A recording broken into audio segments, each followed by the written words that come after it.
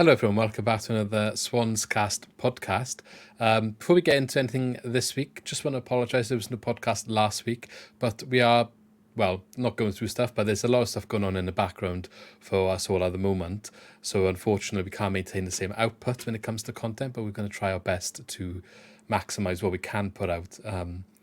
Nothing really massively bad, but just stuff that's busy outside of being able to create stuff in our own spare time. So as soon as we're able to, we'll get back to the full speed, but it just might have to bear with it a little bit for the next couple of weeks, where there's a few less podcasts going out.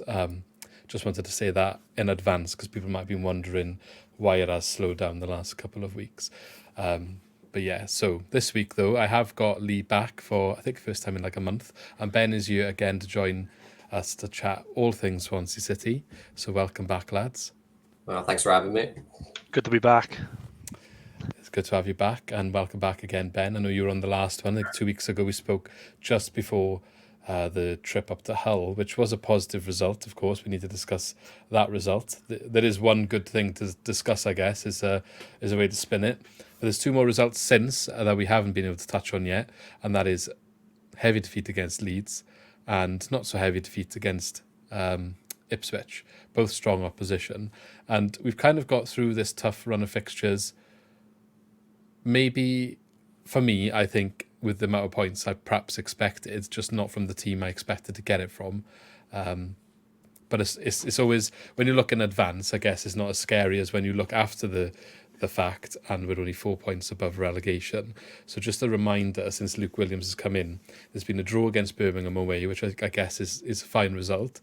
A loss to Southampton, lost to Leicester, we lost to Plymouth. That's the one I thought maybe we should have won, but then we went and beat Hull. I probably would have said those two results. I would have put the other way around, and then defeats to Leeds and Ipswich. Find ourselves now 4 points above the drop zone. How are you both feeling about our current position? We'll talk about how we got there in a bit of detail in a second, but how are you both feeling right now about our current position? Lee, we'll start with you.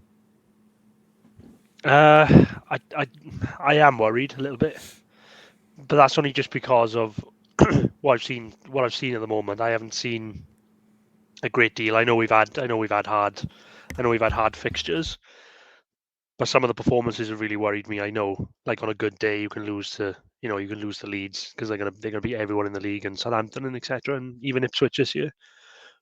But I'm just a little bit worried, especially with the defending. And we're in this position now where we play all the teams below us, or in and around us, and they're all going to be massive 6-pointers, and it could go either way. Now I think we've probably got enough to not get properly sucked in, but I don't know. I haven't seen anything yet that says that we will get out of it yet. So I don't know. I'm a bit worried. Ben? I mean, at first glance, it doesn't look ideal. There's all of a sudden you're 4 points above the drop. But then when you add the context of how difficult our run of games has been and how much easier our run of games will be in the next few weeks now, I sort of agree with Lee. I think we'll be fine. You just need another win now. I think it settles the nerves. And obviously the table is quite tight still as well. It's not as tight as it once was. There is like more of I think it's probably like 3 groups of teams nowadays. But no, I think the teams below us, it's a bit annoying. QPR, Sheffield Wednesday, picking up a bit of form. I think Rotherham pretty much the only ones who are gone for me now. Everyone else a little bit above still in it. Yeah, Rotherham have definitely tailed off. Having said that, they gave Ipswich a good go the other day, but they just can't get any result over the line, unfortunately for them. Our form doesn't look too dissimilar to them in the last 5 games, just one win for us. And I think I agree with what you both said. Like, if you asked me before, Luke Williams' run of fixtures up to this point, the Birmingham and the Plymouth game are the ones I would have said we would have got points from. A 4-point return from his time in the league so far. The 3 points coming at Hull, as I already mentioned. Would you two have expected more before of all of these games from these teams that we lost to? Did you think we would get a win anywhere else? Or are you actually probably got what we thought we would get, but it is concerning when you see us where we are in the league? It's probably what we expected. I think Hull was the nice result, of course. I think when we previewed that game, we said we'd be lucky to get a point out of both of those games. Plymouth was annoying. Ipswich was also annoying. So there were instances where we could have picked up more points than we got, and that's why I'm not too concerned yet. Whilst the performances haven't been spectacular, I don't think they've warranted the run of form that we've been on either. So it's just sort of waiting for it to catch back up with itself. Hopefully we get the luck we deserve. Yeah, I was going to say the same thing. I think, like you said, if you swap the Hull and the Plymouth result, it's probably what we would have been expected, even if we even if we were playing maybe even if we were playing in good form, that's probably what we would have got. So I don't know, I don't want to put a dampener on it. It's just my concern is on hold at the minute until we play these teams, because we did play Birmingham and Plymouth and got 1 point. Now we've got teams in that area. I want to see us obviously pick up some points. If we don't pick up points in the next couple of games, then the concern will be even bigger. So I think it's kind of on hold at the moment until we've got those fixtures out of the way. The Leeds and the Ipswich, they're done now. That's fine. So let's just see what we can do now, because these are going to be big games now. They're going to be pressure games, especially the ones in the next couple of weeks, because we're looking over our shoulder. So yeah, we've just got to wait and see what the next couple of performances bring. Yeah, I've been quite critical of some of Luke Williams' tactics so far, just specifically when we're chatting on like WhatsApp and stuff like that. But when I've been on a couple of previews this week ahead of Sunderland, they kind of asking me all these questions about relegation threat and are you worried about where you are and all that. And I do highlight the form in comparison to the fixtures. I think he has come in at probably the worst time we could have got a new manager in regards to the teams he's had to face in his first 8 matches or so. You couldn't ask for worse. Literally, other than West Brom, who we played in the game before he came in, we've played all of the top 6. So 7 matches for Luke Williams, isn't it, in the league? And then if you go back 8 match sample, we have played all of the top 6 in the last 8 matches. And we got, out of them, 2 wins, to be fair. So if you broke that up across the season and we didn't all come in one compact together sort of sample, you probably take that in terms of like having a decent mid-table season where you beat in 2 of the top 6. But it's because they've all come together, it just gives you that bad feeling. You got a lot of defeats all together. You're looking at the wrong end of the table. But I think it is important when you're looking at where we are, how he's embedding the new system, and who they've been playing against, and to show the progression. So, for example, I've been very vocal about his defence and how we are setting up defensively. As you mentioned, Lee, a bit of a concern about our defending. But if the same weaknesses in those areas translate to these games now against teams that are not in the top 6, are not fighting so hard for promotion, are not the better teams in the league, if they still cause the same problems to our defence, then it's a massive issue. But maybe the defensive issues were brought to a light because we were playing the better players. So we just need to find that out now going into these next few games. And I think that's where we're going to really see where we are. So it is difficult to kind of put a finger on how we are doing under Luke Williams because of these games. And I think he does need a bit of leniency on how we judge him because of the teams that we played against. But that has to stop now, because for a start, we're only 4 points above relegation and we don't have any of those teams left to play. So now it's a case of, right, you've got the hard fixtures out of the way. Hopefully you use that time to embed some good ideas and philosophy and tactics into the squad, and they understand a lot more now how to deploy that going forward against teams who they are more capable of perhaps getting results, getting a bit of momentum, getting a bit of form, so they can start moving up the table. I think maybe we will, but only time will tell. And obviously that starts with Sunderland away this week, which we will get to and touch on a bit later on. But before we get there, let's just discuss some of the performances that we've seen in the recent games. Now, we won't discuss at length each one individually, but I think it's good to touch on any positives we saw at our away trip to Hull, because that was our only win. So has either of you got anything you'd like to mention to begin with about what I thought was a really strong performance actually on the road up at Hull? Well, it was nice to see us on the right end of a creative set-piece routine rather than on the receiving end, for starters. Yeah, I mean, directly a week out, the game after we conceded one as well, wasn't it? Yeah, straight after Plymouth, straight after Whittaker scored against his old club, celebrated in the corner. I don't blame him for that, to be fair. But yeah, I mean, a clean sheet on the road against a top 6 side is a rarity under this sort of tactical setup we have. I think, to be fair, it's not something I think we'll see much this season or next season. I don't really know. Did you see much of the game? Either of you? Obviously, it was away. It was a 3 o'clock. I managed to watch a lot of the Hull game. So the goal was a very, very good goal. They, to be honest, if you look at Hull's form has been, they're on fire at the moment, and that's the one result that stands out for them. In a sample size of 6 games, they've won 5, and they had 1 defeat, and that was against us. So you could argue they had an off day, but it depends what perspective you want to put in it, doesn't it? Do we credit us for being on it and showing the merit of what Luke Williams is trying to bring? And that's where it's worked probably the best in terms of across the team for 90 minutes since he's been here, I would say. But we're not managing to do that enough, which is why we're struggling in other areas. But they didn't create, I don't think, an awful lot of good opportunities, Hull, in that game, in comparison to the amount of opportunities we conceded against other teams. We looked a lot more solid. I don't necessarily think we created a whole load of other opportunities either, but we did have some, and the players were getting involved and they were trying. There wasn't clear-cut chances, but they were looking okay going forward. I know it's hard to kind of say the two things, but the attack, it doesn't worry me so much. It doesn't look boring and static as it might have done at times before, but we're just not finishing and being as clinical and getting into them final areas where you can score a goal. But as you mentioned in this game, it was a well-worked corner routine that we got the goal from. But the fact that we managed to hold on from that, I think, is credit to the squad and to the team that played on that day.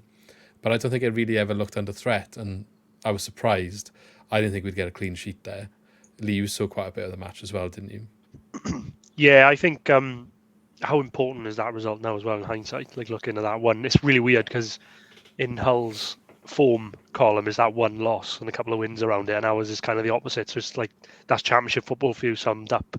I think it's a bit of both. I think when I watched that game, you think, how many times have we gone down to the stadium and a team has done that to us where they've just kind of played the right game away from home. I'm not saying that we had a bit of a smash and grab win, but it was kind of the perfect way to play away in the championship outside of those top 4, if you like, that are just a different kettle of fish. But when you go away in the championship and play these good teams like Hull, your West Broms, Prestons, these sort of teams, that's kind of the way you set up. We were kind of solid. We looked really good, and we had some good counter attacks. I remember Plaqueta having a really big run on the break. Is that how you say his name? Yeah, I am going to go with that, Paqueta. I do apologise. Everyone in the court, we've been highlighted about pronunciation of names. We try our best, but when you're just chatting, sometimes it just slips your mind. Yeah, honestly, sorry, but we do try. Yeah, we'll go with that anyway. But that because a couple of weeks ago now, that just springs to mind about the performance, about how we looked better on the transition away from home. So. Yeah, I think they've done all right. I think they've done enough to sort of ask Hull the question, if you have an off day, you're going to lose this game, and I think that's what they did. So yeah, massive win on the road that was, and desperately needed it. When you look at the stats as well, kind of backing up what I was just saying, we actually had more shots than them and more shots on target away from home. We didn't have more possession. I think the possession part of it is still developing. That's what I mean. That's your perfect. Yeah, that's your perfect away performance, isn't it? Kind of let them have the ball, and but it wasn't like we were parking the bus either, though. I think it's no. Because sometimes when you see 42% possession, maybe it looks like that. But we had 13 shots to their 9, 5 shots on target to their 3. Is what I mean. It wasn't a case of we got a bit lucky or any of that. I think we deserved that win. I think they also felt it was a fair result from what I heard from their fans as well. They were quite disappointed. They thought they had quite an off day. And we were bigging up all the talent they signed in January. Really didn't see much of it on the pitch, which lucky for us. Because the game after, I think, I know Philogene didn't join in January, but he goes and scored a Rabona, didn't he, in the next game, which obviously was plastered all over social media. So, I mean, he bounced back. But yes, so very good performance for the Swans. Sorry to jump in again. I just think as well, if you look at all the results either side, we lost against Plymouth at home, and then we'll come on to Leeds and Ipswich, which was after that. We are definitely a better team on the road than we are at home. Now we can come into that later on, but there's so many reasons for that. but we just seem to be a better team on the road. And the way they played really showed how that suits away from home. I saw a stat earlier, and correct me if I get it slightly wrong. I'm doing it from memory because I haven't got it in front of me. But I believe it was since, I can't remember the exact date, but sometime in September, Swansea have not lost away from home against the team outside the top 6. Which, considering where we are in the league, that's quite an impressive stat. And it just highlights how, if you turn around your home form, that's a solid base for a good season. To not lose against a team away outside of the top 6 since September, which is basically a month into the season, it shows that there's definitely something wrong at home. I guess Cardiff was the only one, is it? Well, that was in September, wasn't it? So it's probably since Cardiff then that start is. And that's a derby as well, so, it's kind of flip a coin on that one. But yeah, I think, so I think Luke Williams' only points have come on the road, haven't they? So Birmingham and Hull, yeah. Yeah, I just think we're a better team away from home, especially at the moment, the way they, Again, no, we have had Southampton, Leeds and Ipswich at home, so it kind of distorts that a little bit. But yeah, well, we'll see how we go away on Saturday. Did you see much of Leeds, Ben? Unfortunately. It was like, I understand how good the opposition was, but it was a bit embarrassing at times, and it felt like we were in League Two, they were in the Championship, sort of thing. Yeah, I don't buy this. Like it's Leeds, they're just another level of us as an excuse to get smashed 4-0 at home, though. Yeah, I'm glad you said it, because this is where my concern is that I know that Leeds and Ipswich and Southampton are what they are. Great, yeah, they're brilliant. They got all these players, brilliant. But we were so uncompetitive in those games. It was frightening. Like if we were sat here and Leeds had beaten us 8-0, it wouldn't have been not deserved. We couldn't have argued against it because we were absolutely torn apart. And I can go and speak. They stopped trying, didn't they? They were so far. Well, exactly. Yeah. But I was going to say, how can you go speak these positives about our away win at Hull, who were like, 1 or 2 positions below Leeds in the league? At the time, I think Leeds have gone into second place now, but they weren't when we played them. I think they were 4th or 3rd, and Hull were either 5th or 6th. So how can you speak all these positives about Hull and the performance we've done there, but then say when Leeds come to our stadium, oh, well, we're nowhere near their class anyway. Now, I know this is a bit of a gap with points on Leeds and Hull, but in terms of they're both fighting for promotion, they could be fighting each other in the playoffs, and Hull could go and get a result against them if it was a playoff final, a one-off game, Could happen if that's what it ends up being, top 6.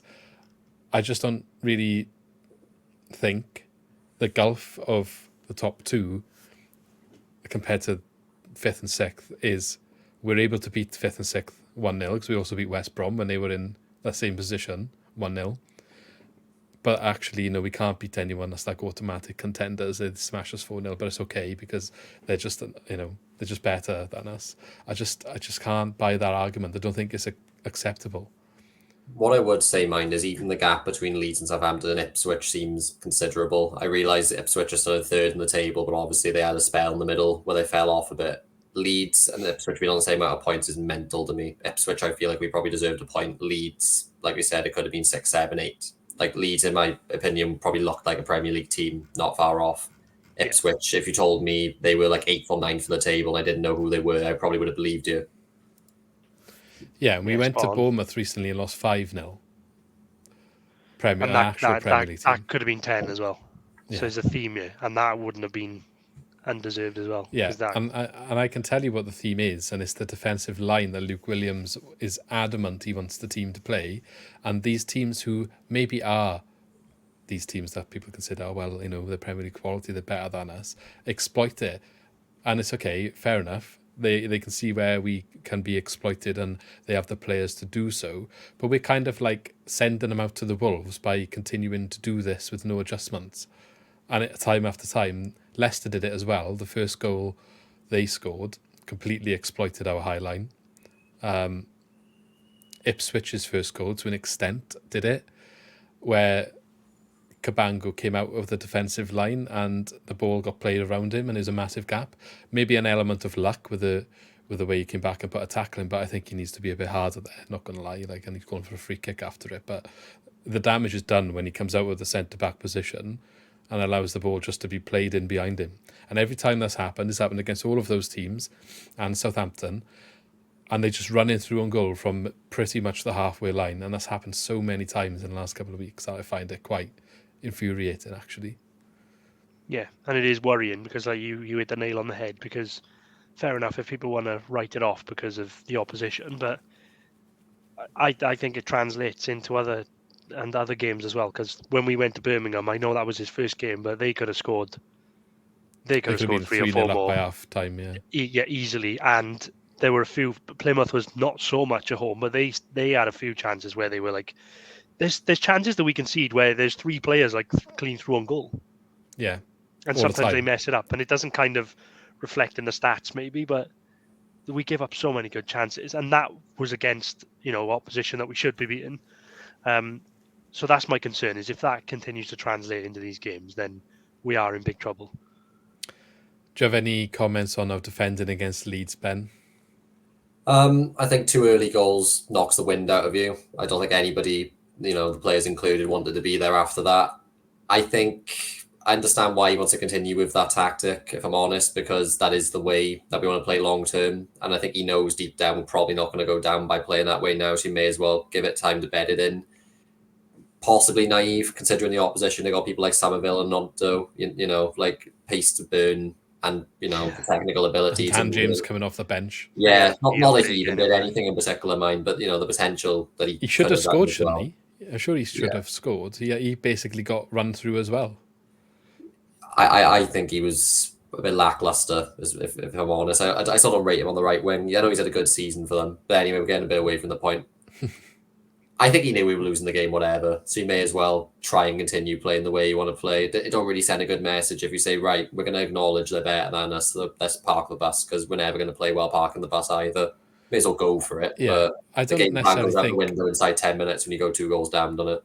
I don't think he needs to park the bus. I just don't know if he needs to also play with your defensive line on the halfway line against a team that is completely going to blitz you for pace. The lack of capable right back really ain't helping either, mind. The first goal came, I can't remember if it was the first goal. Honestly, I've seen so many games with similar goals conceded. I'm trying to remember what one I'm even on about now. But there was one, it could have been Ipswich, could have been Leeds, but basically 2 men just standing on Norton. And obviously Norton that high up. He has Cabango next to him, who isn't the fastest either. Yeah. Norton was probably done by half time, if we're being honest. This is my issue. It's like Cabango and Wood are a centre-back pairing, and when they're playing so high, if it does go in behind them, they ain't recovering. No. They are not getting back. And quite a few times Wood does have to bail Cabango out. Is one thing I would say. Wood. Yeah, so he's anticipating that already and dropping back. But what I mean is, if it's play like the Leicester goal, for example, where what's his name? Who's that midfield? No, the guy that scored the first goal for Leicester. Mine's gone blank. Dewsbury Hall, is it? Yeah, that's it. When Dewsbury Hall just ran straight through, nobody was getting back because of how flat our defensive line was on the halfway line. So they've all got to turn and then get up to speed and run to try and get back goal side, and they're not the quickest. You've got someone running through. He had all the time in the world to do what he wanted. But there was a few of them against Leeds in the first half. It was quite scary how often that happened. I think naive is the right word. I think I can't be too critical of Williams just yet because it's still early doors, but it's quite similar to what, we had complaints when Russell Martin was here. There was one way of playing, no matter what. We were going to play that way. Sometimes I think it shows that you kind of not that good tactically, because when you get these teams, I guess anyone can say do not play a high line against Leeds, because that's exactly what's going to happen.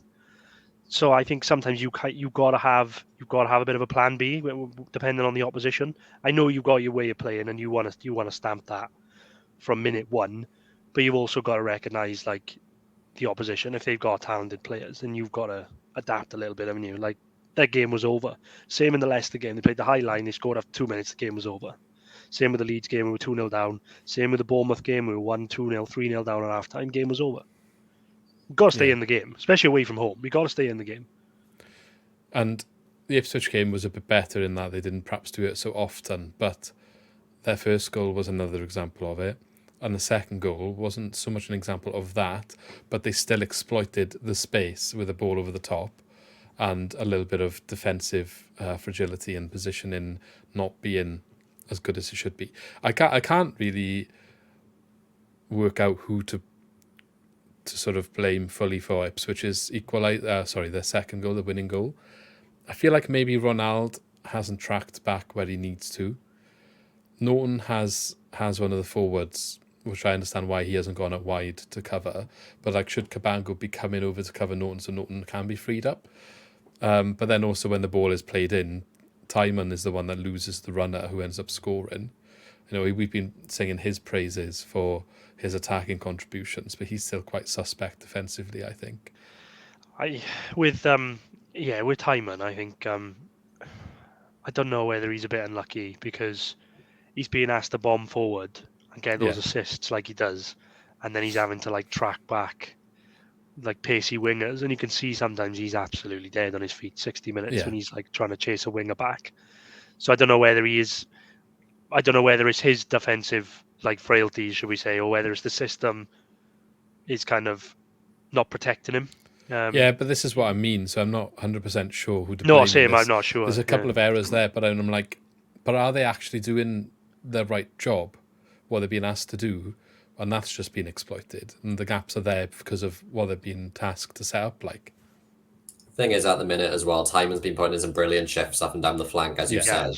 Because Norton is basically our right back at the minute, he can't be overlapping, he won't get back. So Timon is basically responsible for giving whoever's on the left wing, whether that be Ronald or Placheta, I believe that's how you pronounce it, width or, you know, underlapping, what have you. I think the Ipswich goal is probably Ronald. I'm not going to be too harsh on him because he's the only thing that's exciting about us at the minute, for being honest. There's a couple of things as well, like, I think it was the Ipswich game, he rightly went to press a loose ball because there was an overhit pass back to Ipswich centre back there to go back and chase. He immediately got on the press, which was the correct decision. Everyone else, maybe that wasn't the trigger that he was meant to press on. The point being, it took everyone else on our team 5 seconds. By then, it's too late. Ipswich have got organised. They played straight through us, went on the attack. There's a bit like of disjointedness between us at the minute. You know, maybe it's a language barrier with Ronald I was as well. Say, there's a language barrier there, isn't there? And as exciting as he has been, I wonder what impact that can have when we're struggling a little bit, when you're trying to set up a new style as well. What I will say is he should have had a few assists by now. He's been let down by people in the middle. His delivery hasn't always been brilliant, but there's been an occasional thing he's done. It's like you don't expect him to retain the ball. You don't expect him to get a quality delivery into the box, and he does. And how he hasn't really been rewarded for that, I'm not sure. Yeah, I think looking at it positively as well, like looking at it that way, I think, like I quite like Placheta as well when he's come on. I think he's done all right, and Timon's done well going forward, and Ronald's looked good in every game that he's played. We haven't got a goal scorer, have we? We just haven't got some. We haven't even got someone coming in deep from midfield that can get on the end of these crosses, you know.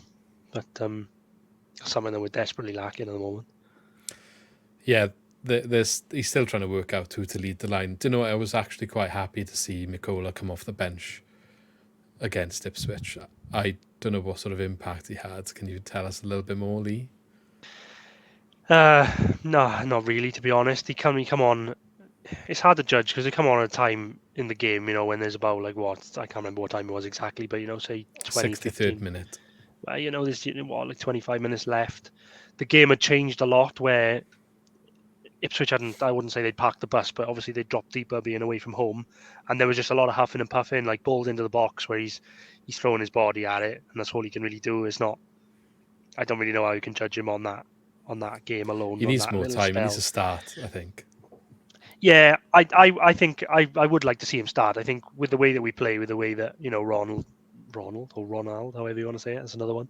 With the way that he sometimes creates space, especially in the first 30 minutes of a game when he looks lively and he can deliver a ball in the box, I think someone like Miko, I'm not even going to try that one because I'll butcher it, but the way that he gets in there with a bit more physicality, I think might suit us. It might be worth a go.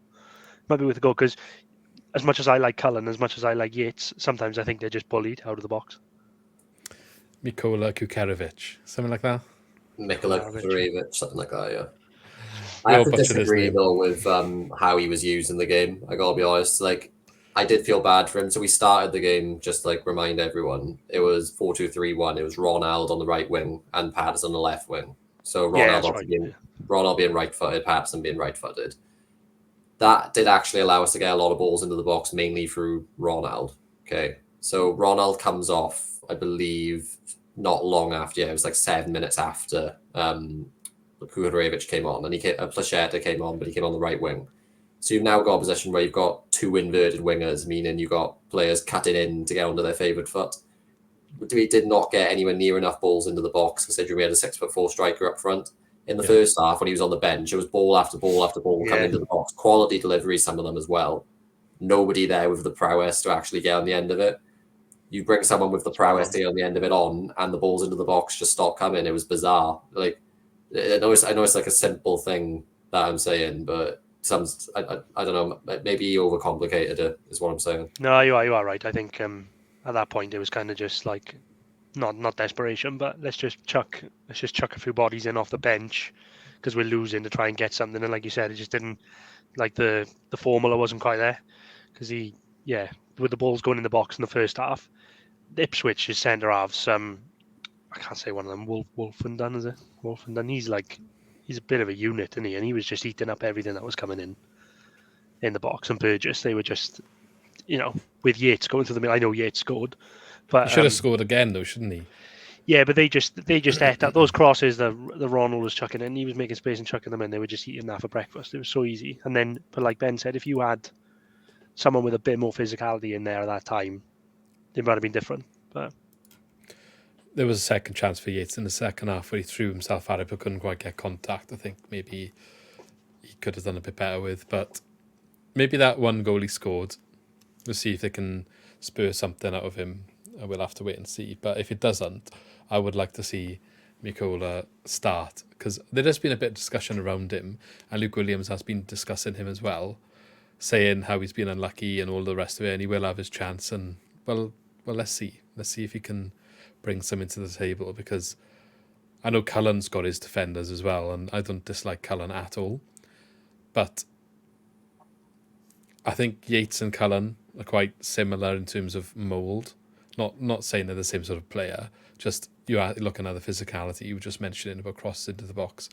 I just think the structure of Mikola is different from the other two, and that's where we can maybe operate a bit differently if we want to try a different way of attacking. Because obviously we're not, the goals are not flying in at the moment, they're not being finished, the chances are getting created. So if the chances are crosses, Cullen and Yates maybe getting on the end of crosses is not, unless they're low crosses, is not their forte. Yeah, just touching on Cullen though, he got dropped back to the number 10 position, or maybe just outside the number 10 position against Ipswich. He did really well. He did really, really well. He was finding pockets of space to receive the ball, turning straight, playing it out to a winger. Simple stuff, but it's just not something that we're seeing like with Ollie Cooper's playing there. Well, that's good.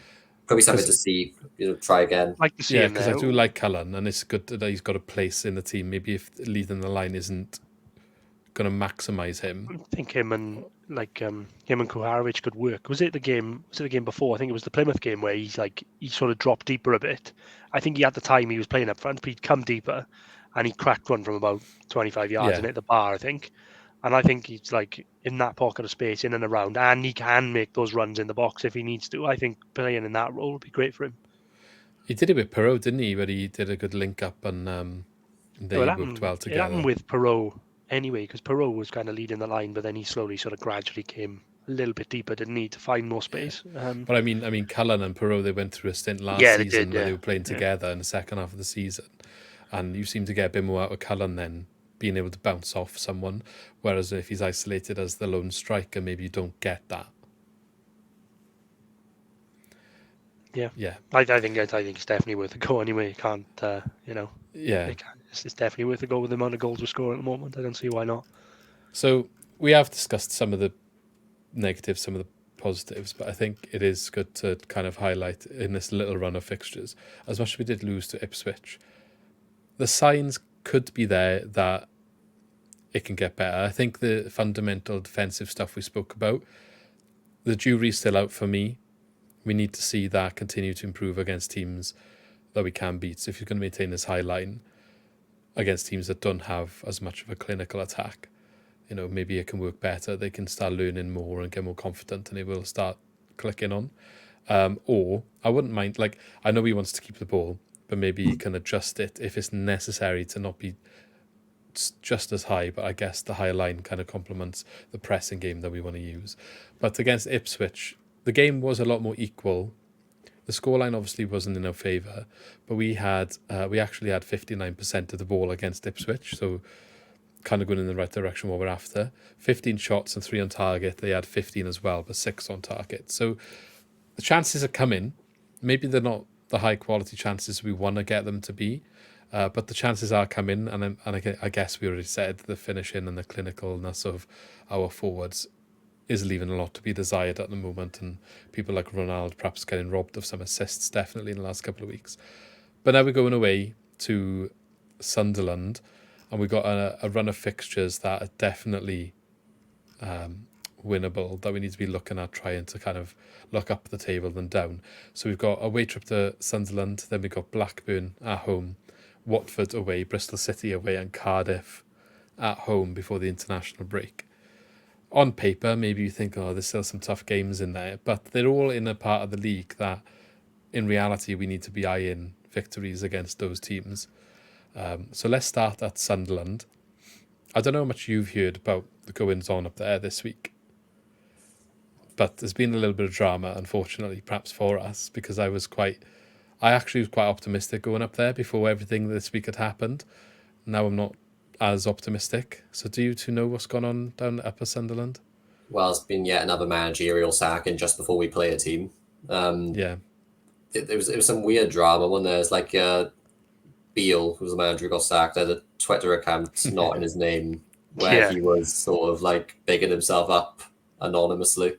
So I did the pre-match Mental. videos, don't I? So if you haven't checked that out already, it is available on the channel. We have What the Fark podcast with Graham Fark, who does that podcast. He's a journalist up in Sunderland. He does some journalist works for some of the other sports teams up there and a bit of Scottish football as well. But he's got his own channel, so go check it out. But he's got a decent presence on social media and in the journalism circles in the Sunderland area, and a bit of a voice. And he was tweeting his disappointment, I guess, at the goings-on at Sunderland under Beale. Has been critical of him, I think, for a while, because it's not really gone to plan. They've definitely gone backwards in terms of style of play under him. And I think just before the sacking, or a couple of days before, this burner account, which they didn't know was a burner account at the time, was really heavily defending Beale.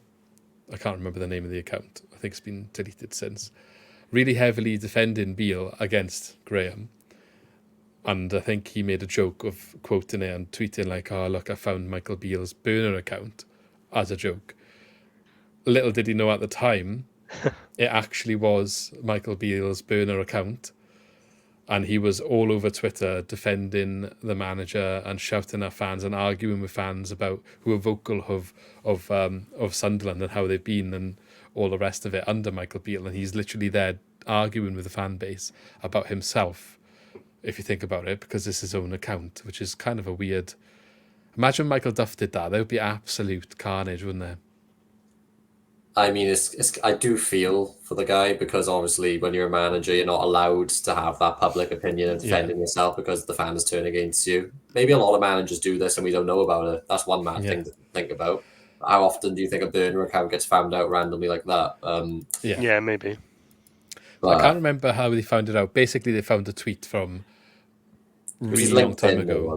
Yeah, I saw it went through like his LinkedIn, and the name of the thing was like I had a look at but I'm sure I read that they said that they came out and denied that it was him, which I guess they probably would. But I mean, what a mess! It's a bit obvious, like, you know, when you think the LinkedIn post was from 2019 or something like that, and there's just an image in the footer at the bottom, and it's the same image as the profile picture. Anyone can use that image, so it's not like definitive proof that it's him. Maybe he thinks it's such a stupid story, he doesn't need to probably come out and defend himself. He's got bigger things to worry about, but I don't know. I do worry that if that gets found to be true, like, he's going to struggle to get like a quality job after it. Well, he's not had the best reputation recently anyway. He didn't leave QPR in a good manner, and he had a really poor record up in Scotland. Yeah, I think, to be fair, that was a really odd appointment anyway. I remember when they appointed him, and I just thought, it's a bit. None of them were happy, Sunderland fans, were they? I think it's one of them that it was never going to work because the fans didn't accept him anyway. And then when the results obviously turned, and then there was that clip on the weekend where I can't remember who the player was. He came off the pitch and went to shake his hand, and he ignored him, didn't he? So I think I was just a mess. That was the straw. I think that's what they were arguing about. That the burner account was arguing with Graham about. I think he said like, "Oh look, here's evidence. You can see the manager didn't see him." That's what it was. So that's when he quote tweeted that, being like, "Oh look, it's Michael Beale's burner account," and then that's how it began, basically. It's odd when there's no real reason to like defend him, and like there was no excitement with him coming in. The results have been awful. The football is worse, so it's hard to understand why like a devout Sunderland fan would be like, oh yeah, like defending him. You know what I mean? So it's kind of obvious. Yeah. If you want to hear more on that, as I said, go and check out the preview video. Is up already. If I remember, I will link it below. And if you're on Spotify, head to YouTube and you can catch all of our match previews there. But yeah, he speaks about the situation there in a little bit more detail, just as a snippet of what's going on. Obviously, Mowbray got sacked. Not everyone was in the camp that wanted that to happen, but Graham was saying it did feel in ways maybe it had gone as far as it could under him. And as much as they played good attacking football, there were certain issues that just weren't getting fixed, and maybe it was time to make a change, but they just didn't get it right with the appointment. Quite similar echoes actually to Michael Duff coming in here. Yeah, I was thinking it's quite similar, isn't it? But they didn't. Mowbray said something, didn't he? Didn't he say something about their strikers, like the strikers weren't good enough or something, and he kind of annoyed a lot of people, and then that led to him being sacked. I don't know, he never. Yeah, know. there was a bit of discontent at the end, I think, but I think it was one of them where he'd done a really good job, but he had his flaws, and they were just kind of not maybe improving anymore. Yeah, they're just where they were, which maybe where they were in the league wasn't a bad thing. It was a brave decision, I think, by the board then to get rid of him and bring someone in. But I think they didn't back that decision up with the appointment they made afterwards. And it was a bit of a hunt when they had links with like Will Still, and they didn't get him. He was their first choice by all accounts, and whatever happened there, it didn't materialise. And then Beale got brought in out of nowhere, probably. Well, they're back in for him now, which is the mad thing. It's really hard at the moment, isn't it? I read a stat somewhere that like Luke Williams is like the 18th longest serving manager in the league. It's just crazy. This is what it is at the moment. I think this league is just ridiculous, especially if you're in that kind of middle to lower pack. It's just it is a bit nuts. I know they have the caretaker in charge to the end of the season. Maybe they're looking at Will Still for the summer then. Yeah, I mean, you can have caretakers to the end of the season and then replace them after a month as well if you want to, I suppose. It's not like, they're not stuck, I suppose. Yeah. Mike Dodge, I want to say. Dodge? It's something like, again, go watch the preview video. It's mad. It's mad though if you said like if Will Still was their number one target, they didn't get him, and then now they're going back in for him. That's quite similar to us, isn't it? When we were going after Chris Davis. Yeah, it's a little bit different though, isn't it? Because I think it's a little bit different. Coming from a top league French team. No, but I think like it happens. It just happens everywhere, doesn't it? Like I guess clubs have always got their like list of managers that they want, and it's just timing and I don't know.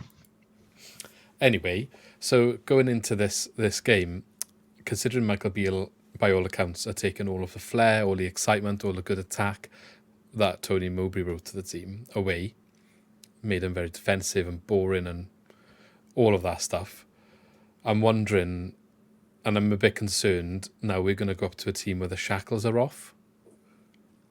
I was quite optimistic going up here with Michael Beale in charge. His recent record read as, I'll get it up for you in a second, in the last 7 games, 4 defeats, 2 wins and a draw.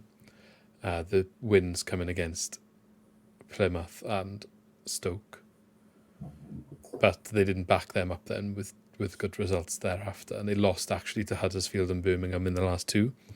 So they're quite poor results for them in terms of being just outside the playoffs, really knocking their chances of getting back in. So how are we feeling then? I'm a little bit gutted that has happened this week and not next week, to be honest. I mean, counterpoint to the shackles off comment, like, would you rather go up against a team that are perhaps a bit more open at the back, considering our inability to create quality chances, or would you rather go up against a team that's going to sit back a bit more, maybe like they were under Beale? I think personally, he wasn't very complimentary of their even defending, even though the shackles were off. And if the home crowd was against them, we could have used that to our advantage, if that makes sense. Yeah, there's Whereas always now that, I think there's going to be a bit of a buzz and second wind around it because Beale's gone. People are probably a little bit happier about that. And then if they see the players playing some exciting football on a pitch, they're going to get right behind it from the first minute, So I think it's a little bit more of a difficult match for us now. We could have used the toxic feeling around that appointment and what was going on to our advantage if it hadn't happened now. Like teams do to us on a weekly basis at the moment when they come down here.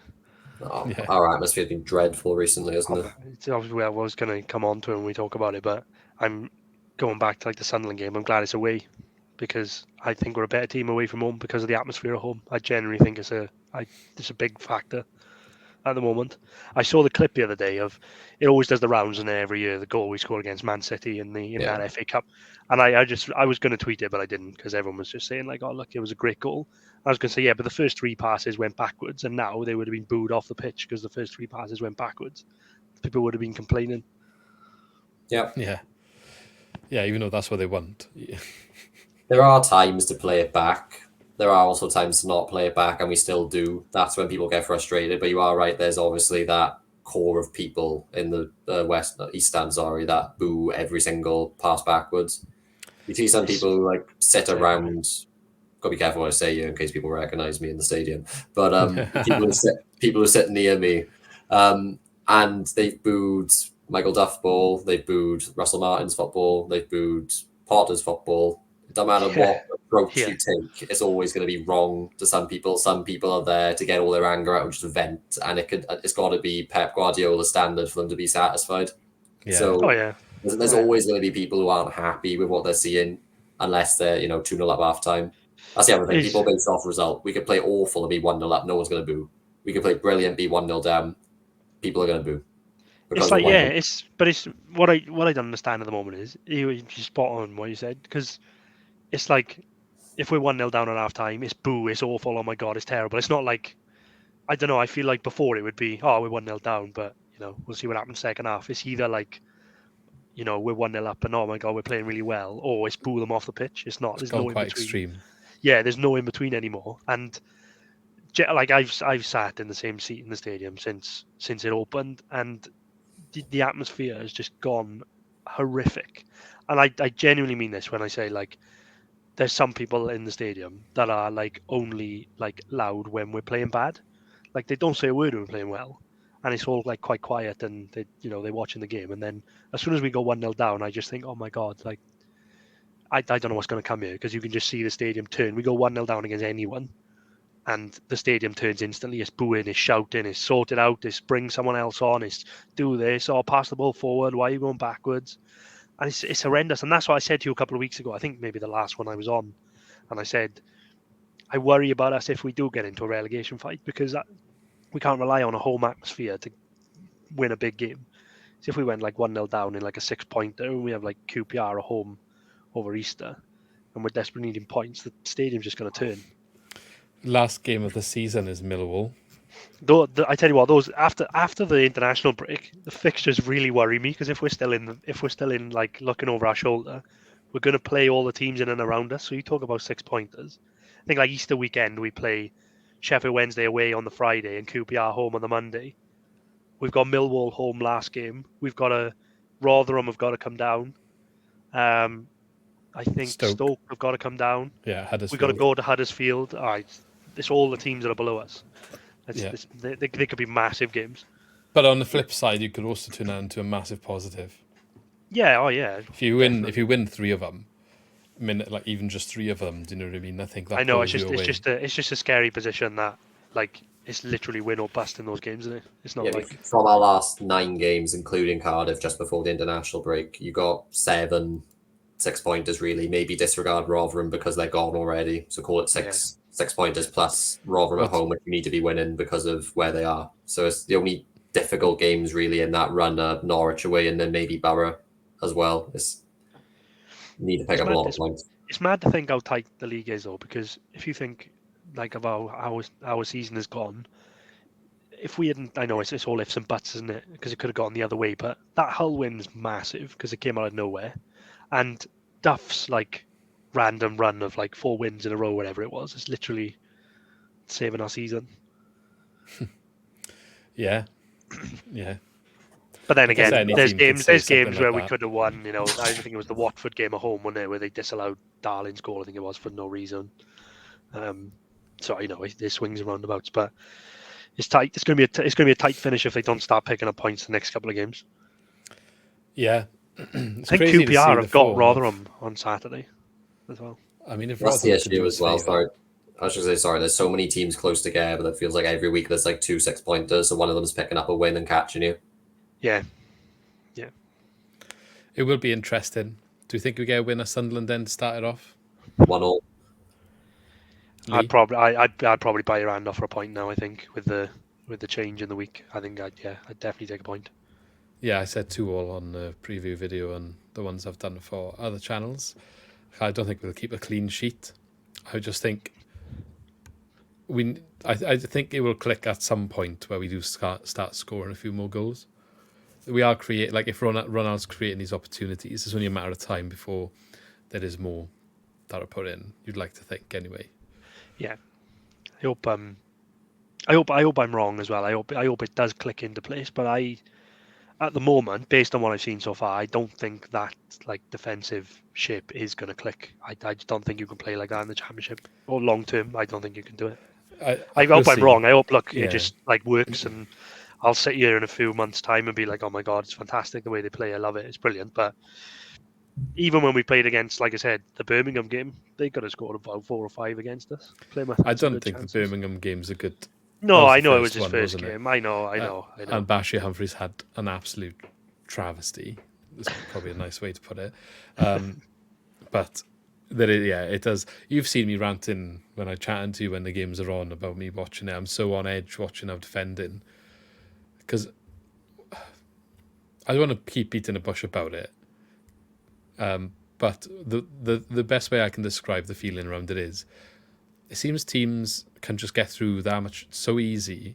There's several times in a game that there's someone running in through on goal for our goal, but we never seem to have that once against anyone.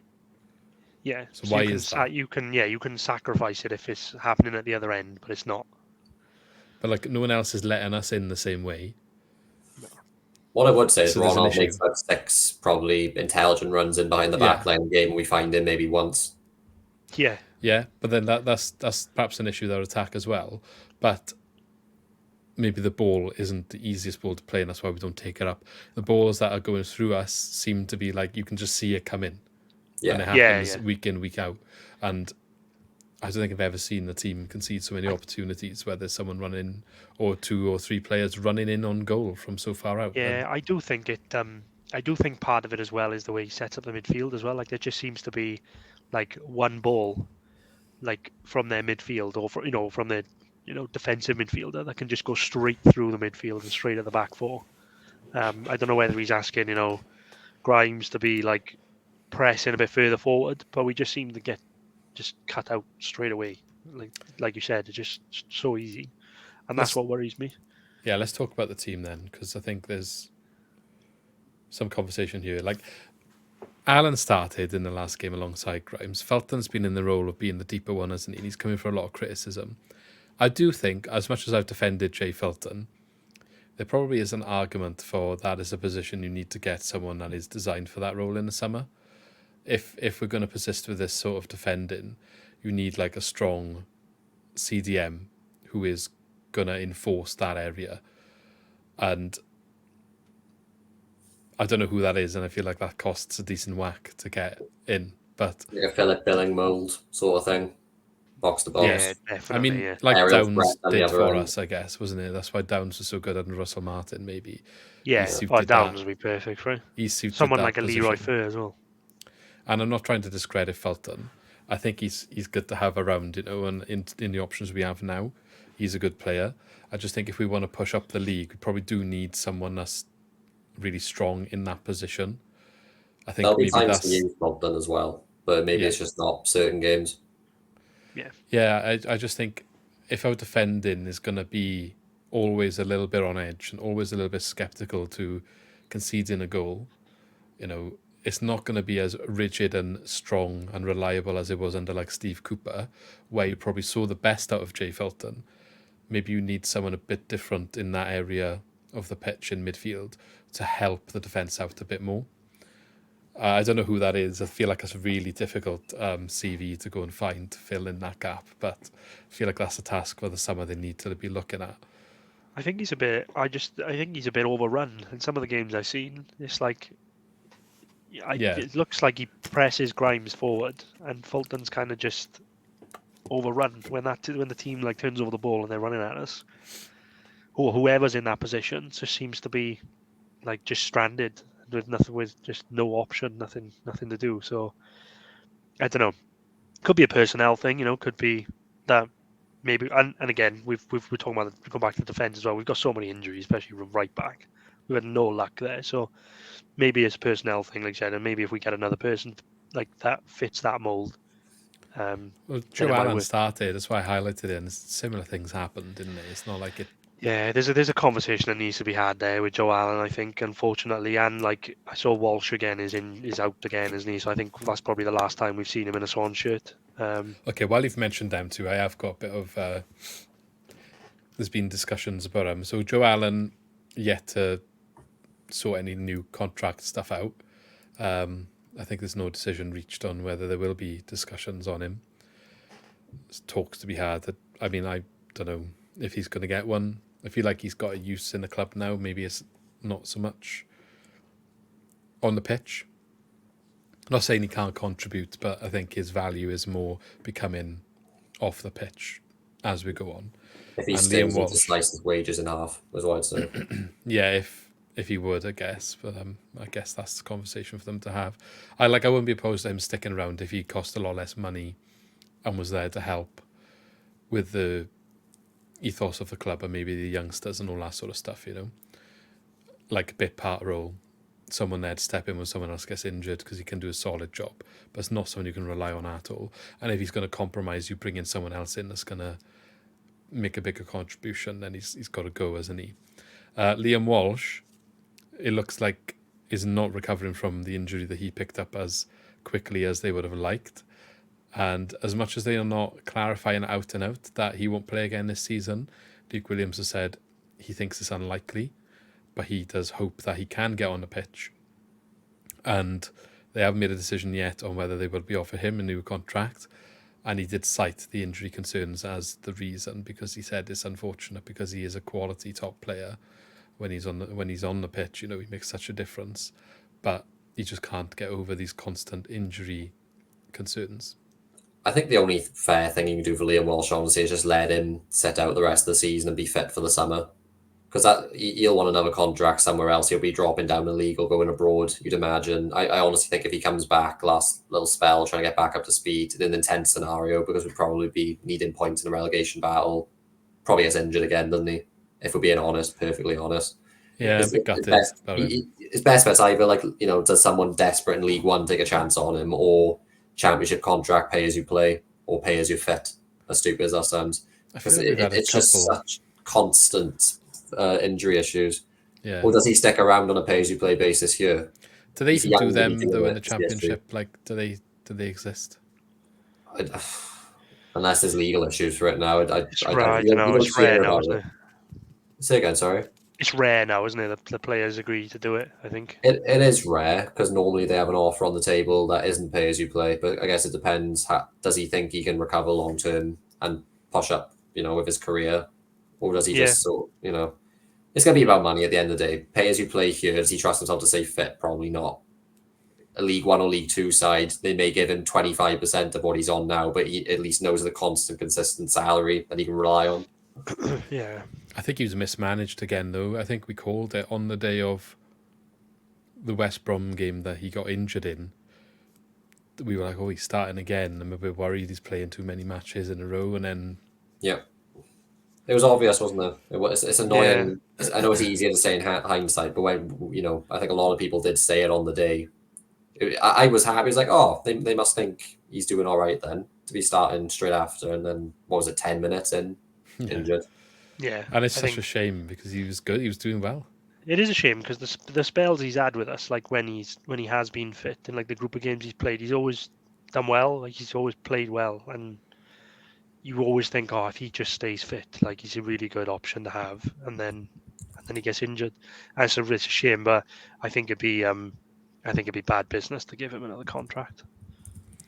I unfortunately think you're probably right, as much as I hate to agree, because I do like watching him and I think he does give us something different in midfield that none of the others do. He looks more exciting on the ball than the rest of our midfield, and he gives us that bit of flair and I think will really suit Luke Williams' system as well. But it is a massive shame to see that he won't perhaps get the minutes. We had a couple of players who have the quality perhaps that we miss out because of injury recently. You could go back and say like Ferry Bod was one of them, really high talented player, but injury issues caused him problems for his career. Michu, as much as we got the best out of him for that year, got injured the season after, and I think he barely kicked a ball after that. He went to Napoli and had 4 games and hardly made 20-30 appearances in the rest of his career after that, as another one. And then more recently, Jordan Morris, another one, hampered by injury in his Swans shirt.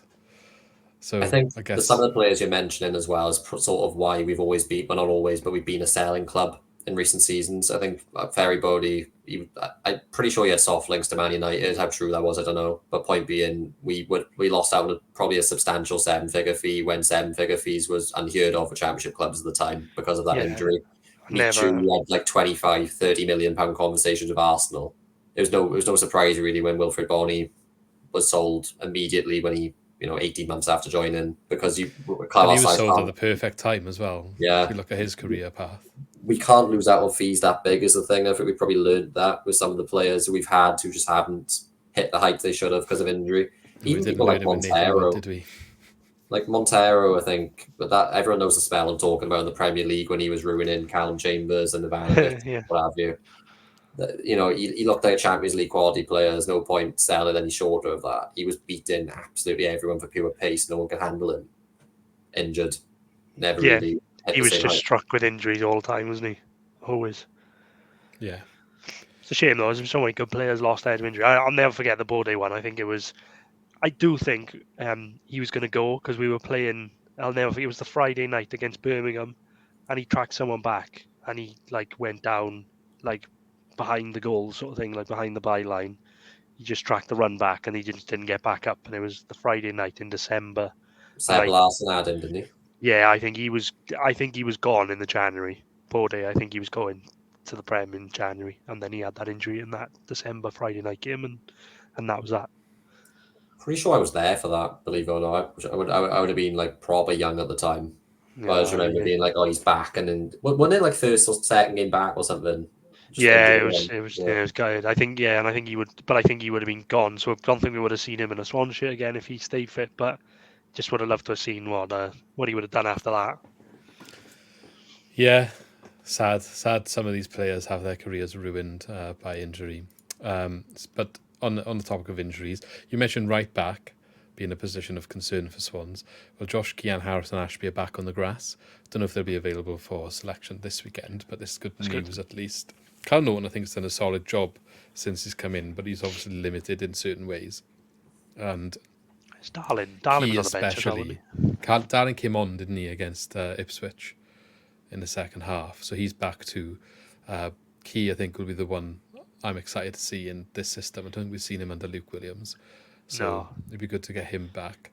I believe Jamal Lowe is only a week or two away from being back in selection contention as well.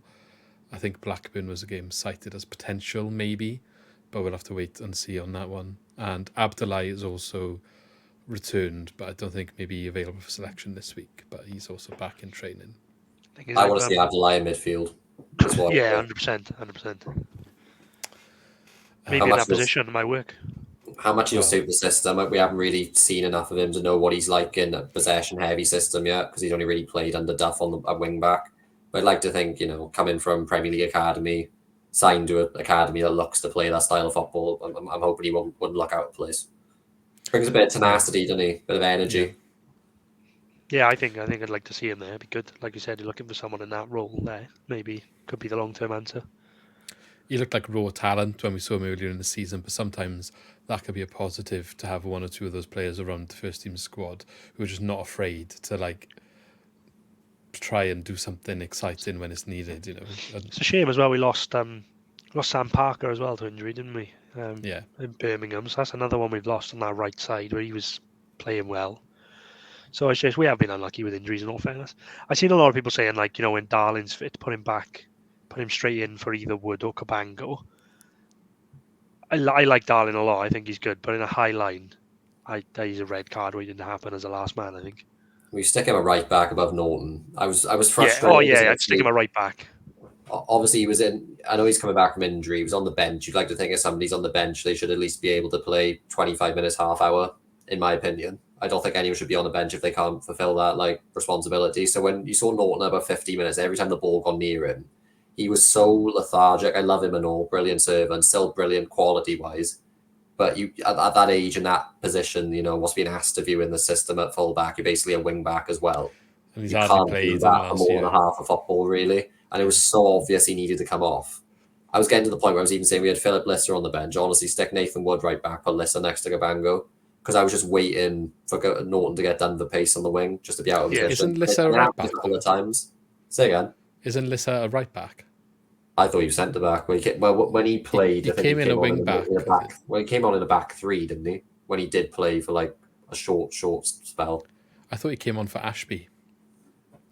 I can't remember what game. It was in a cup, wasn't it? It was the Bournemouth game. You're looking a while back now, aren't you? Was it Bournemouth? Yeah, it was the Bournemouth game. I'll get that up now. Well, I didn't know he came on against Bournemouth. I was referring to earlier on. In the season. Right. Yeah, no, he played recently. Let's have a look. Yeah, I'm not sure. He came on for Ashby at right wing back. So, I mean, he could have just come on for Norton. Well, it's a bit of a weird one, to be honest. So, he's played centre-back when he has played for, the youth and that this season. A weird one, I know it's just going completely off topic. He played up front against Kairai. Is he one of them players who sign a Football Manager that's like a defender and then you just see in not even other 10 position minutes, striker? He played an hour up front. I'm not sure. So maybe I think Norton was playing that game, wasn't he? So unless they brought him on for Ashby and they put Norton he definitely went out wide. Middle, I remember watching it and he went out to the fair enough. wide. Well, but I think going back to the right position, I think I'd rather see Darlin there, I think, than being centre half. But we'll see. We will see. When I click on his account on SofaScore, he's actually down as a midfielder, so who knows? Well, I mean, he just does a bit of everything. Yeah, well, Abdullah's kind of similar, isn't it? Sometimes when they make the jump from youth to senior team, they do kind of play with their positions, don't they? Sometimes. I think he has been a centre back, but obviously the height on him, he's only 5'11", so him playing right back wouldn't be the most, the most difficult thing to imagine, I suppose. No. Okay. Let's. The last thing we want to chat about quickly before we end the video.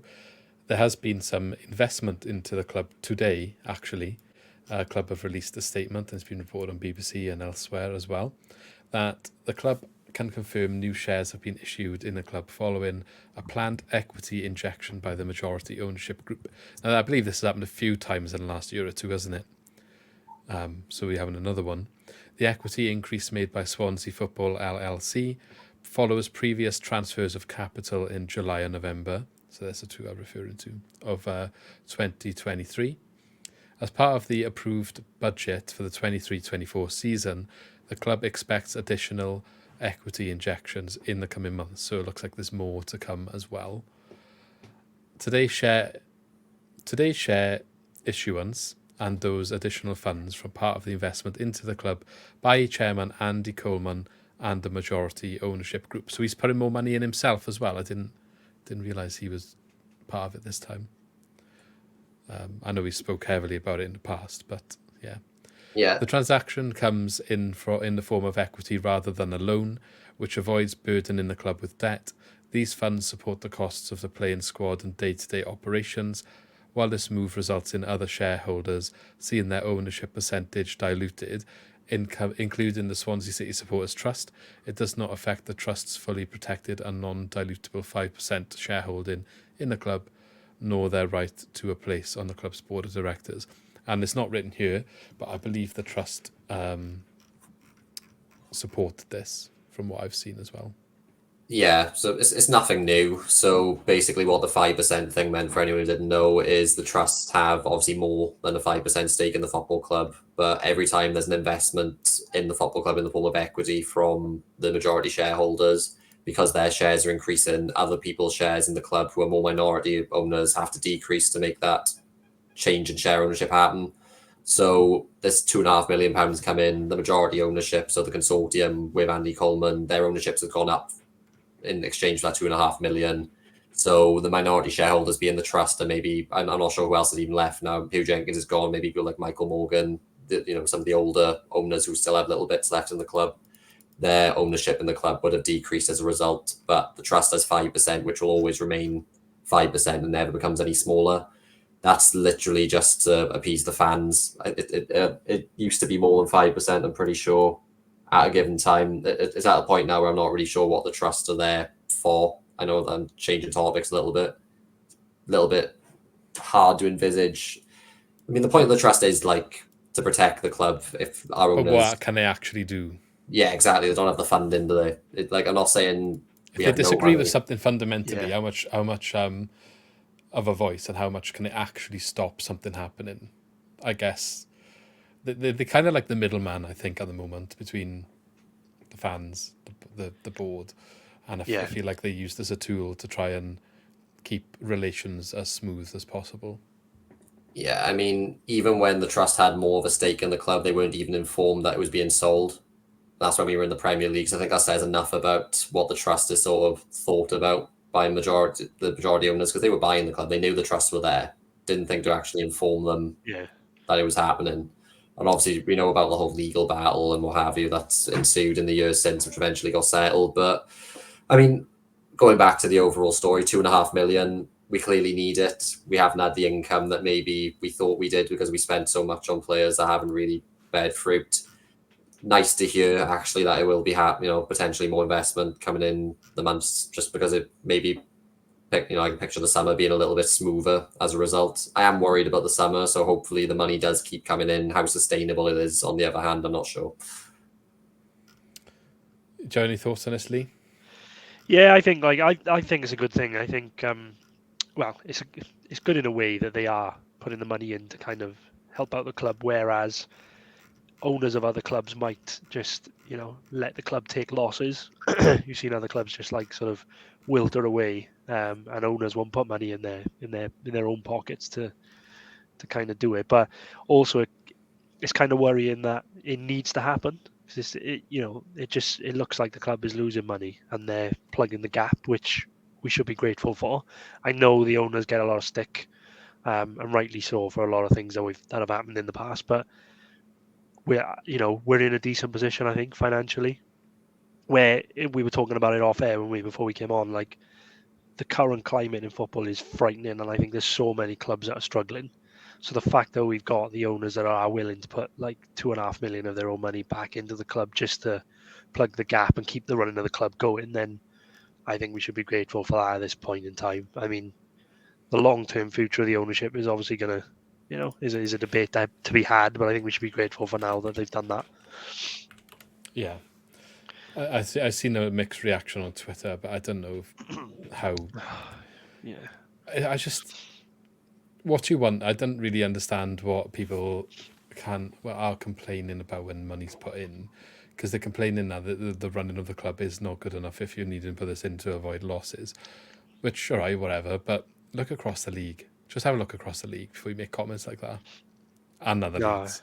I don't know what people are expecting, because I think, when everyone was saying, oh, we need to spend money, we need to buy players, we need to do this, we need to do that, I was like, I don't know where this money has come from. They've said before, like, I know we've sold players for high fees, but they've had to go back into the running of the club. Because I think I would go as far to say, like, every club outside of the top, maybe top 10, are probably just losing money on a daily basis. Like, these football clubs are just losing money. It's not sustainable. The Championship now, what do you mean the English pyramid? Oh, the Championship, I mean, sorry, in our league. Yeah. I think probably all of them are losing money, to be honest. Like operational losses, which is just let's remove player sales. I'm pretty sure they're all losing money. It's only if you trade smartly, like we have in recent years, that are actually, turning a profit. Not that we're even turning a profit anymore. That was just to break even what we were doing. Yeah, exactly. And I think what's going to make it more difficult now is like the Championship relies a lot on selling the best assets to Premier League clubs. Premier League clubs are worried quite significantly about financial fair play. There wasn't much of that in January just gone. We don't know how much that's going to affect them in the summer, but even if you see a drop of that, the amount of players they're bringing in for these big fees from the Championship, that's kind of a knock-on effect then across the whole league, and I guess us down to League One and vice and so forth. It's not. We are all selling clubs unless you've got parachute payments to back yourselves up, or some significant investment that you risk pumping some money and hoping you go straight up. But that's kind of the only two things you really see. Otherwise, you're a selling club and you're selling your big names to do another year and try and reinvest a couple of positions in your team. So many clubs that I speak to in the pre-match videos say, "Oh, our club's way of doing things is to buy unknown talent who are young, give them a go and sell them on for a bigger fee." Everyone's trying to do that same model. There's only so many players you can sign that are going to fit the criteria of actually progressing enough to move up the leagues. And maybe this bigger conversation goes into our window of last summer. You could kind of connect all the dots here. Everyone's trying to do the same thing. You could argue we were trying to do that. I don't think actually maybe we were to the same extent when we came up the first time. Scott Sinclair was our record transfer at one point the season before we got promoted for 1 million. And then this season now some people are like, did we spend too much or did we not on the likes of Timon, and maybe we overpaid on Mikola, but it just shows how much different the landscape is. And what was Mikola, like 2-point-something million? And the idea of his signing was to bring him in. Hopefully he does well and we sell him on for bigger. I think he was just over 1 million, potentially rising to 2. Yeah. Something in that region. That was similarly happened to worked with like Downs in there, and Perot was kind of what they were trying to do anyway. It's not always going to work, is it? It's also the issue of someone's only worth what someone's willing to pay. It's like Perot, you could argue, even though he had a year left on his deal, someone of his caliber proven over 2 seasons has been worse players who have gone for more money. But unless there's a club there with 15 million, 20 million in the bank ready to pay that much for your player, and you need to sell the player, you're selling them at less than their value, and it's frustrating. Like Rodon, I'm still convinced when he went to Spurs, he was probably on track if he had game time to be one of maybe top 15, top 10 centre-backs in the league. He had that potential. He's not going to hit that now because he didn't get the game time. But what do we sell him for? 11, potentially rising to 15. I doubt any of those add-ons got activated because he barely played. He was worth more than £11 million. We just didn't get it because no one else was willing to pay the money for him. Connor Roberts was the bad one for me. That's just stupidity for letting him run down to 6 months. So he didn't want to leave by all accounts. He never really got off the contract, from what I heard anyway. It's about 2 million in the end he went for, wasn't it? 2.5. Yeah, it wasn't enough for him at the time, was it? And I think they sold low for 2 million, didn't they? And that was coming off a season where he scored like 16 goals, I think, in the Championship. Yeah, I mean, that actually, well, you can argue that worked out because that ended up basically being a straight swap for Obafemi. But I take your point, which had he been worth more than that? Yeah, the amount of goals he scored for how well he was. Bit in a system as well, where chance creation wasn't high under Steve Cooper, was it? No, exactly. You and him were just doing it on their own, basically. Yeah, but you are right. I think it's just the market, unless people are willing to buy. I think, and this is why there's a gulf in, Leicester, Southampton, and Leeds, even more so this year. And every year, it's going to happen that the 3 teams that come down are going to be a cut above. I mean, Ipswich are the bit of an anomaly this year, aren't they? Really, that they've been able to stay up there and compete with them. But I still fully expect those to be the top 3 and the 3 that came down because, the money they were paying for players. Like I think Southampton spent a ridiculous amount of money, didn't they?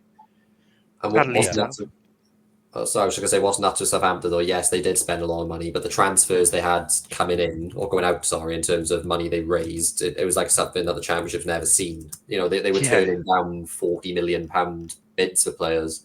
I don't know how much time we got. Just going back quickly, I load up the players who have left. So they had. I'll just go the top 5 in increase in order. So they had Salisu for €15 million.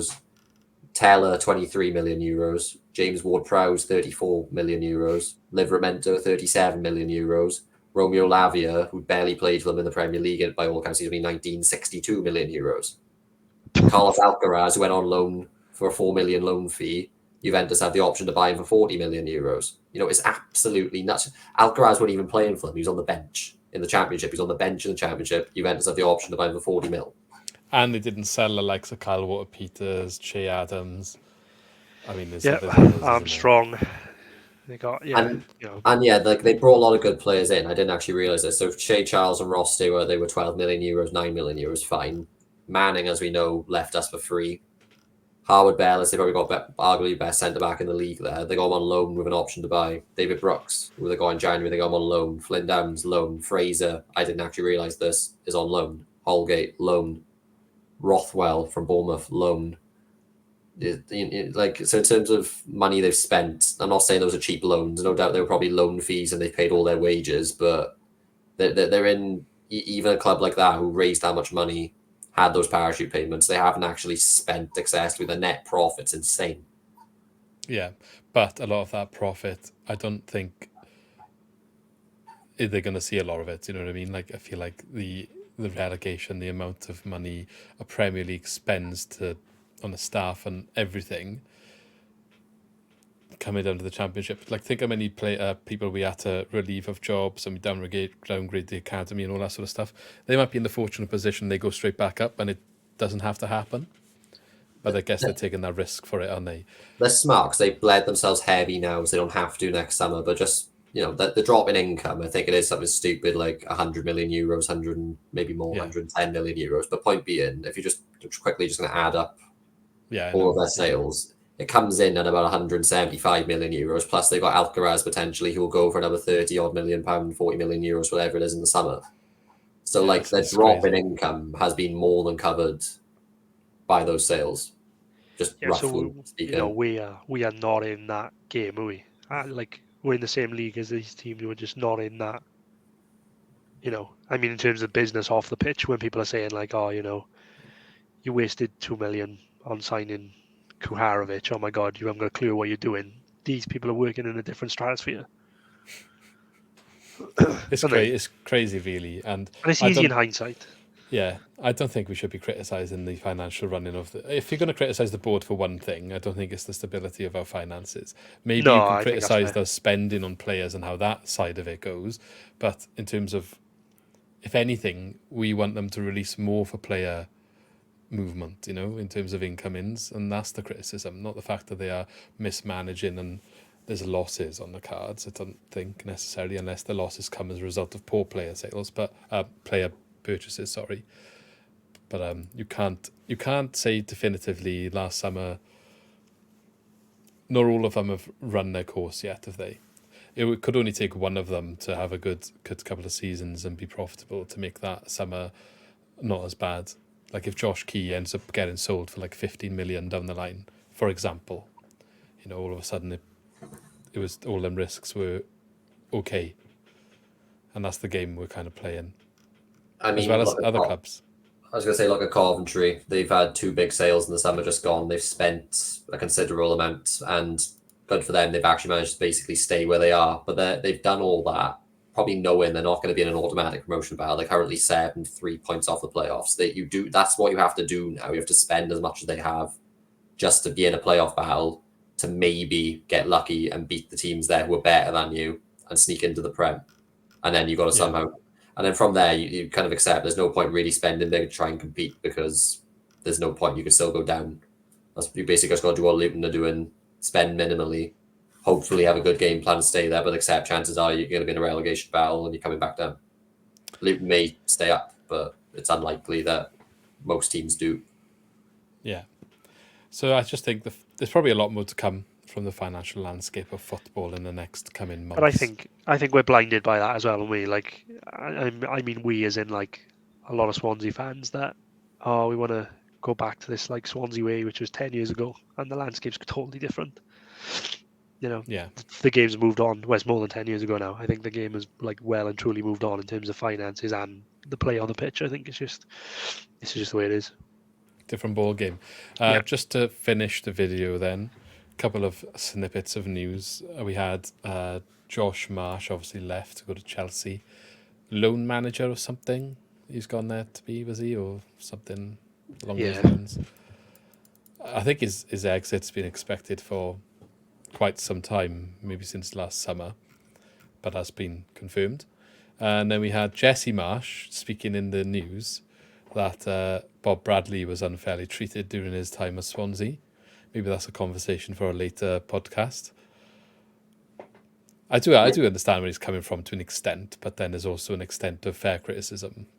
I think most managers fail in that situation because no one wanted Wiedlin sacked. But then also, I think the one thing that probably it's easier to look back and say now, I don't think use a strong word, but there was a bit of xenophobia from him right from the start. Everyone got on him because he was American.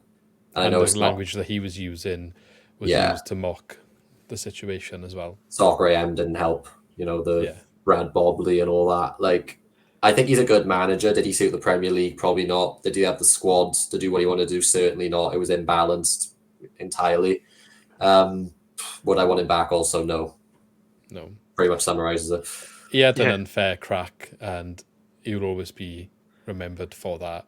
Maybe if he came in at a different time and had a summer, it would have been different, but we will never know. And you can only judge him on what you saw, and that's the way it is. But I do agree. I think some of the social media stuff towards him, and it probably wasn't correct, was it? In terms of like, he's going to fail. He only got to come in because he's the same nationality as the owners.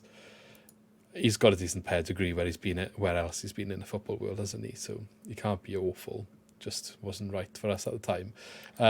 The other thing then that we didn't discuss, we're not going to go into it now, I'm just going to mention it. Charlie Patino in the news, Luke Williams speaking about why he's not been in the team. Maybe we'll talk about it next week after he is or isn't in the team this weekend. But just echoing stuff that Sheehan had said earlier in the season about some of his other aspects of the game off the ball, and specifically winning the ball back as part of Luke Williams' system. He wants the team to be as efficient as possible, taking the ball off the opposition. And apparently Patino's not fitted into that quite yet. And the article did highlight certain numbers behind it, and he was bottom of the pile of our midfielders when it came to things like interceptions and tackles made per 90 and all that sort of stuff. So that's where the decision is coming from for him to not be starting games, for anyone that is still clamouring for his inclusion. Yeah. we've been saying it for a long time, haven't we? I was glad that article came out because we've been trying to sort of highlight that for ages. When people are just like, and he was lower on the list than Jay Felton as well, just so everyone is aware of that as well, because that's what the role is that they are being asked to play. Now the other argument is they want him to play as number 10, don't they? But I guess you drop Jamie Patterson for that, and that's another conversation altogether. Yep. And Victor Gyökeres has just scored quite a good goal against Young Boys as well. If we want to talk about some of the ones that got away, maybe it doesn't hurt so much because he was never our player, but someone that we didn't utilise at all, who is now apparently a just really good footballer, that's going to be getting sold for another ridiculous sum of money at this rate. Well, the release clause is €87 million, right? Wow. 39 goal contributions in 31 games this season. He just looks like in the league. A menacing player. Like, I'm watching this goal, and obviously no one's got it in front of him. I'm sure people will see it doing the rounds on social media today. But the ball is stuck to his feet. He's taking players on. He's under pressure from 2 defenders, just like making his own space and hitting it into the top corner. It is just nuts. He didn't even score a goal for us. I think that one thing that's more nuts is probably not talked about enough. Even after doing well at Coventry, Brighton of all clubs sold him to Coventry for £1 million. Like Brighton, who are praised relentlessly for how brilliant their transfer model is, now it's like revolutionising how teams should operate. Let him leave for £1 million. Was there any add-ons and stuff included with that? Oh, there was a sell-on clause, but come on, like Yeah. even they at that time didn't think he was this good. Otherwise, they'd have kept him and used him. Surely, Yeah, Potter they're was there. gonna be Remember, like They're going to be gutted, and they see him doing what he's doing now. yeah. It depends how clever the sell-on fee is, because if it's like a % of every time, because sometimes they even he's gone from Coventry now, obviously, but they might still have an active sell-on clause of that continues. Yeah, like If a it's double sell-on clause. Yeah, every time he's sold, they get a certain % of that. Would be Depends how sensible they put in. Would be interesting if Sporting get Brighton now in the Europa League in the next round if they go through. Yeah, it scores a hat-trick. Yeah, that'd be good.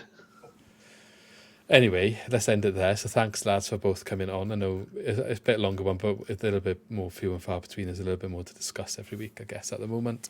So thanks, as always, for watching. Let us know in the comments what you thought about everything we discussed today. Do you see us picking up more results going into these less difficult fixtures? I think every fixture in the Championship is difficult, but they're not in the top 6, so they've got to count for something in terms of your chances. So let us know what you think we will get on, how you think we will get on in the coming games, and if we can turn around our poor form to sort of head up the table rather than potentially face a relegation battle. And we shall see you in the next video. So thanks again, and see you later. See you soon. Bye.